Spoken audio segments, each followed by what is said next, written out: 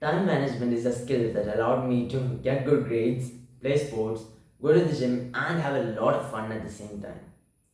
And in this video, I want to share with you some principles that help me do exactly that. The first principle that I want to share with you is the skill of planning.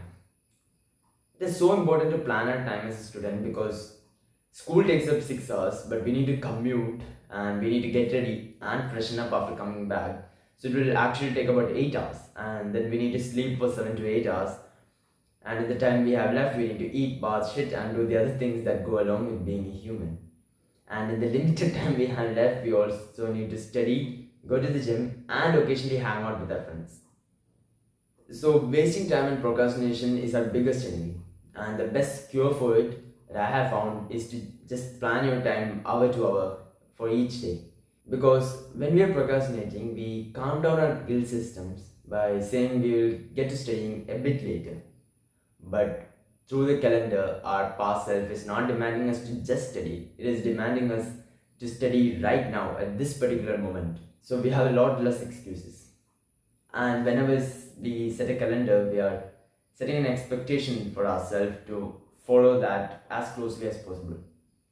And we will fail occasionally or even frequently in the beginning. And we will feel disappointment. But that disappointment will reinforce us to not repeat the same negative behaviors again and again. And this pain of disappointment is much more bearable than the pain of regret seeing your years pass by with nothing to show for it. That is the first principle, planning. The second principle that I want to share with you is the Pareto's principle. Pareto's principle states that 80% of the result comes from 20% of the work.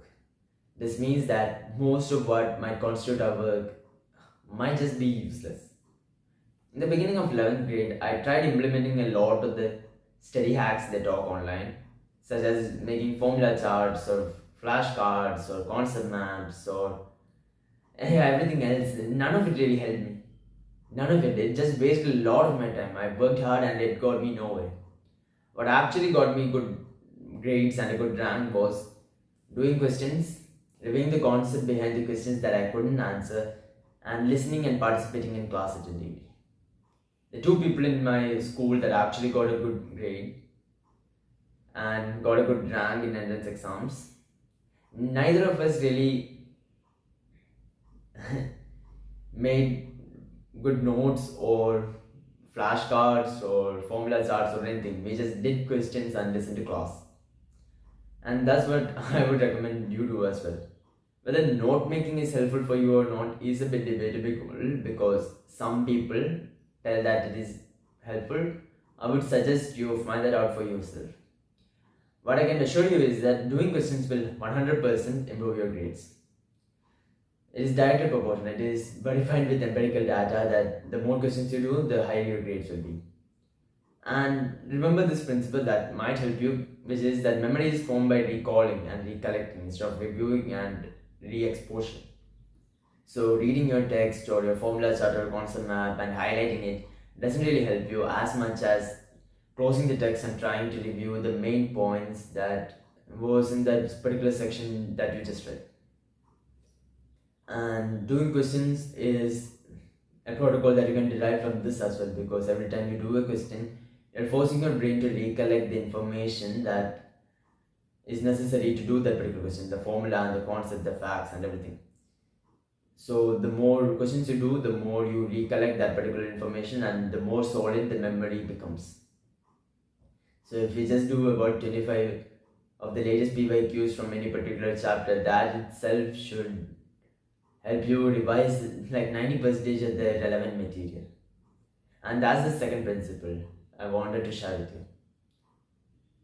Now, this eliminating all the work that doesn't matter should free up a lot of time that you can reinvest into the work that actually matters and actually moves the ball forwards. Excuse me for a quick shameless plug. If you are watching this video after July, that is in August or in time after it, then my first ever course might be out right now. The course is about how to be an all-rounder and I'm working really hard on it and I think it would be really helpful for anyone in 9th, 10th or 11th grade. In that course, I deep dive into how I was able to manage my sports and going to the gym or having a social life with my academics and how I was able to do well in all of them. I really deep dive into that. I also talk about quitting bad habits and meta skills and mental health and so much more.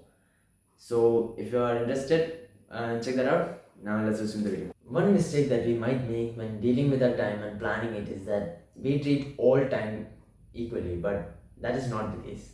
I would say that morning time is about twice as valuable as all the other time of the day, because in order to escape from the distractions from other people and other obligations, you either need to stay up late or wake up early. The problem with staying up late is that you can convince yourself that you have worked hard throughout the day, and admittedly, you would be a bit exhausted after a long day, and you might justify procrastinating a bit or you watching a YouTube video for a bit, and that bit turns into a lot. Also, since you have opened your smartphone a lot of times in the morning anyway, it doesn't feel like that big of a deal to open it one more time.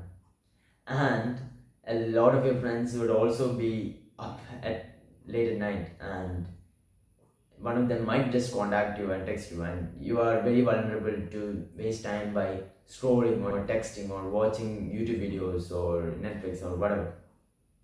The morning time, on the other hand, feels semi divine. It feels like blasphemy to desecrate it.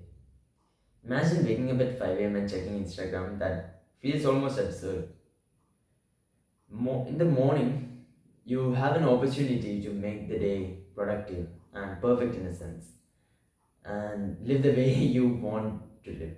And you don't want to destroy that immediately. Also, your willpower is maximum in the morning, given that you have had enough sleep, and so you are much less likely to procrastinate or waste time early in the morning. I have made a full video regarding how to wake up at 5 a.m. and that's the most popular video in my channel. So I think I did a good job, and I'll link that here and in the description below. So now I have just shared with you the 3 principles that I think can help you manage your time more effectively, because it helped me. And if you are interested, check out my course. I'll link that in the top of the description. And I'll see you at the top. Bye.